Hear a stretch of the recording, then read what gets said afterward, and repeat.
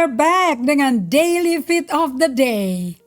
Apakah Anda sudah memberi makan manusia rohmu? He is hungry too. He is a hungry Jack. Dan dia juga haus akan hadirat Tuhan. Jangan lupa ya, waktu kita dibentuk di rahim mama kita, dia sudah bentuk kita dengan kebutuhan dasar untuk berada bersama dia. That's just a basic need. Makanya gak ada orang yang gak nyari Tuhan. There is a desire, tapi kadang-kala suka gak diladenin kalau dia lapar, Tapi anyway, kalau anjing aja dipelihara ya, makanannya pagi siang malam, masa manusia roh kita gak dipelihara? Give him a chance to enjoy some beautiful makanan yang sedap. Hari ini kita lanjutkan 1 Petrus 5. Dari mulai ayat 5 sampai ayat 7. Dalam daily feed terakhir, kita butuh satu hal aja di tengah badai. Yang Tuhan kalau ini gak ada, gak bisa ngapa-ngapain. Kita actually blocking him. Apa itu Bapak Ibu sekalian? Di ayat yang kelima bagian B-nya ya. Allah itu menentang orang yang congkak, tetapi mengasihani orang yang rendah hati. Kalau pakai di Amplified Bible, saya suka sekali because ada maknanya ini untuk what do you call it? Kata tinggi hati ini. The Message and I have the Amplified Bible. Oke, 1 Petrus 5 ayat yang kelima. Likewise, you younger men, orang-orang yang lebih muda, of lesser rank and experience, karena memang rankingnya lebih rendah dan pengalamannya kurang. Be subject to your elders, seek their counsel, membawa dirimu untuk tunduk ada di bawah penaungan dari penatuamu untuk minta nasihat. And all of you, nah sekarang bagi semuanya segala umur, clothe yourself with humility. Nomor 1, humility toward one another. Tie on the servant's apron. Semuanya pakai apron yuk, semuanya. Jadi nggak ada yang jadi master chef, semuanya pakai apron. Okay? Even though master chef pakai apron. Tapi dia gak melakukannya all the dirty work, For God is opposed to the proud. Allah menolak, menentang. The disdainful, the presumptuous, and he defeats them. Orang yang sok tahu, yang gak peduli dengan Tuhan, Allah kalahkan mereka. But he gives grace to the humble. Therefore, humble yourself under the mighty hand of God. Artinya apa? Rendahkan dirimu di bawah tangan Tuhan yang kuat. Set aside self-righteous pride. Coba disingkirin deh. Rasa benar dirinya kamu tuh. Udah maha tahu gitu. So that he may exalt you to a place of honor in his service. Supaya dia bisa tinggikan kamu di tempat kehormatan di pelayanannya dia. At the appropriate time, pada waktu yang tepat. And if you are faithful to be humble, selalu menempatkan diri dalam postur seperti Maria mau mendengar. Seperti Mazmur 130 berkata, 131 ya, seperti seorang wanita yang di bawah majikannya, siap mendengar. Okay? Nah, that is the right posture untuk Anda mengalami pemeliharaan Tuhan. Sehingga Anda gak perlu mengalami gangguan ansietas. Dijelaskan di ayat 7. Casting all your cares. Singkirkan, lepaskan, buang. Kalau casting itu artinya buang, campakkan semua keprihatinanmu, kekhawatiranmu, all your anxieties, all your worries, and all your concern, keprihatinanmu, kecemasanmu. Once and for all, sekali dan sekaligus untuk selamanya. On him. Jadi Tuhan menanti apa saudara-saudara? God is waiting for our ansietas. Jadi kalau Anda tidak datang kepada our great counselor, penasihat agung kita punya ansietas gak akan sembuh. Serahkan segala kekhawatiranmu kepadanya. Apa sih yang Tuhan minta pada kita? Keterbatasan kemanusiaan kita yang bikin kita ketakutan, gak bisa punya jawaban total. Kenapa? Supaya segala jawaban kita andalkan kepada Tuhan. Kalau kita gak ada keterbatasan, itu rugi. Kenapa? Tuhan expect kita kayak Tuhan loh. Tapi dengan adanya keterbatasan, guess what? It's such a blessing in disguise. Kita gak mampu kan? Tapi Allah ada di depan kita. Dia berkata, kasih semua apa yang kamu gak suka. That's my food. Itu makananku. Why? Because I want to care for you. Aku mau mencintai kau, memelihara kau. After all, kau anakku. Kau bukan binatang peliharaanku, kau anakku. And melalui Yesus anak Allah, kita bisa berseru oleh Roh Kudus, rohnya Yesus kan, dan roh namanya juga Roh Kristus. Roma 8 ayat 9 jelasin itu. Ya Aba, ya Papa. Bapak mana yang gak mau pedulin anaknya? Know who you are in God. Nah, lihat ayat 8. Sadarlah dan berjaga-jagalah. Pakai tanda seru loh nih. Jadi nadanya memang mesti ada seruan. Kalau flat semua, itu plekmatik kurang mengerti tata bahasa. Anda boleh plekmatik, tapi kalau tanda seru, itu tanda seru. Gitu ya. Lawanmu, si iblis, berjalan keliling sama seperti singa yang mengaum-ngaum dan mencari orang yang dapat ditelannya. Are you?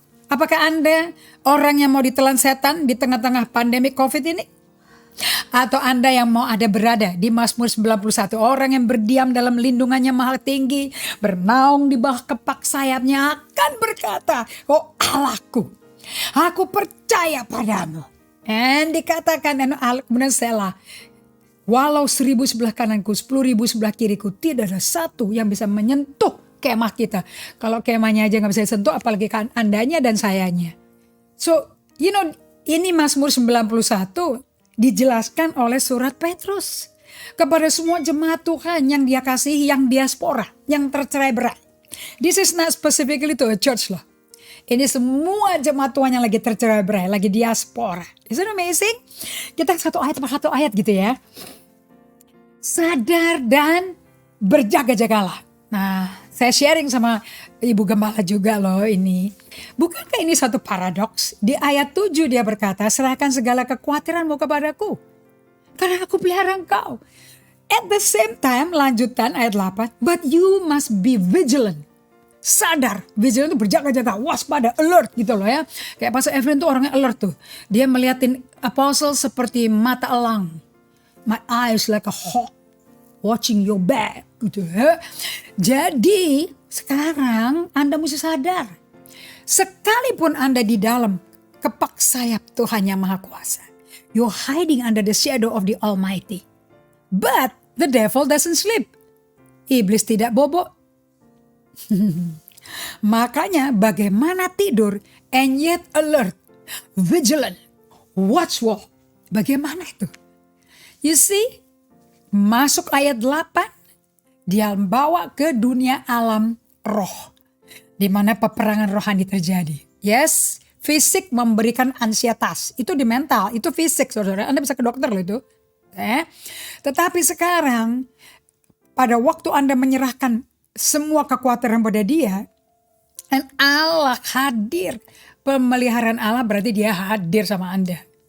While you are with God, kira-kira siapa yang gak suka waktu Anda sedang bersekutu, diselimuti oleh hadirat Tuhan? Tentu musuhnya Allah. Bukankah Paulus yang berkata musuhnya Allah adalah musuh kita? Right? Nah, kalau juru selamat kita menderita, kita juga akan menderita yang sama. Tapi menderita untuk kemuliaan dia beda, ada purpose-nya. So the devil is not happy. Karena dia benci sama Allah. Kenapa kok dia kerjain si Adam dan Hawa di Taman Eden di Kejadian 3? You tell me why. Because he hated dengan purple hatred, passion, full of passion. Benci sama Allah. Karena kan dia ditendang secara tidak dihormat, menjadi ketawaan semua makhluk ciptaan Allah. Dari surga ditendang ke bumi. Namanya siapa tuh yang ditendang? Awalnya Lucifer bukan? But he is the Satan. Dia iblis. Musuh utamanya Allah. Yang dia benci itu Allah. Tapi karena kita bersembunyi dalam Allah, of course kita kena benci. Dan lawan musuh iblis berjalan keliling seperti singa mengaum. Saya selalu khotbah, dia tuh singa ompong. Hanya bisa ngaum tapi gak bisa gigit. Sebab Allah berkata apa di Roma 8 ayat 31 ya. Saya mau tutup dengan ini. Dia berkata seperti ini kepada kita semua, ayat 31 sampai 39. Ini keyakinan iman kita. This is the confidence of our faith. Keyakinan iman kita. Sebab itu apa yang akan kita katakan tentang semuanya ini? Jika Allah di pihak kita, siapa yang akan melawan kita? Not even the devil. Makanya dia cuma bisa keliling-keliling ngaum-ngaum.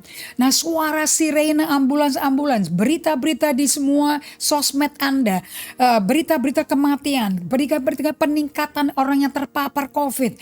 Semua ini akan datang tiap hari. Berita mengenai vaksin, ambil apa enggak, vaksin ini bagaimana, efeknya apa. Yang menjadi jawaban itu kok yang menjadi jawaban Anda kok malah orang-orang awam, mestinya dokter dong. Right? Yang bikin orang-orang medis, yang dokter yang tulus, yang baik tentunya. Right? Di tengah-tengah itu suara datang. Itu kan suara-suara hoax, suara-suara intimidasi yang setan berikan. Ingat, setan hanya bisa ngaum, nggak bisa gigit, udah ompong. Kan jatuh, ompong dong dari surga ke bumi, jauh loh itu. Tat gitu loh ya. Nah, Allah di pihak kita, siapa yang bisa melawan kita? So be it. Kenapa sih lawan dengan iman yang teguh itu artinya apa sih? 1 Petrus 5 ayat 8. Artinya stay, fix, tetap melihat kepada Tuhan Yesus. Pemimpin iman kita, penyempurna iman kita. Fix your eyes on Jesus. Di dalam pertandingan iman kita. Remember, our life is just a game, is suatu pertandingan. Suatu a match, suatu journey. Dengan tujuan untuk melatih kita semua murid-murid Kristus dengan ketekunan, ketabahan, ketaatan yang jarak jauh, yang panjang until Jesus come. Cuman latihan fokus pikiran. Artinya apa? Pay attention all the time to God. Itu adalah iman dalam manifestasi sehari-hari secara fisik, mental, dan rohani. Yang Anda bisa lakukan yang bikin setan gak akan bekerja menelan Anda. Nggak bisa. Roma 8:31 nggak bisa dilawan. God with us, who can be against us? That is final. Ia yang tidak menyayangkan anaknya sendiri, tapi menyerahkannya bagi kita semua. Bagaimana mungkin ia tidak mengaruniakan segala sesuatu, pemeliharaan, keamanan, kesehatan, kemakmuran, kecukupan kepada kita bersama-sama dengan dia. Let me close with this. Tidak mungkin Anda akan mengalami benefit ini kalau Anda tidak hidupi kehidupan prinsip Immanuel, being with God.